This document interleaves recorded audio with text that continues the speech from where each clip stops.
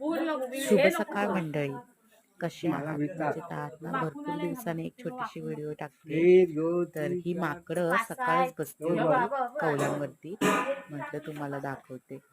तर ही माकडं काय करतात, कौलं जी आहेत ती काढतात आणि तिथून आत शिरतात आणि काय असेल ते खातात आणि परत जातात.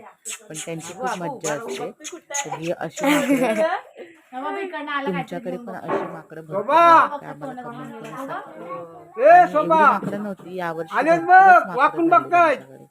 तेव्हा कसे इकडून तिकडून नाचतात.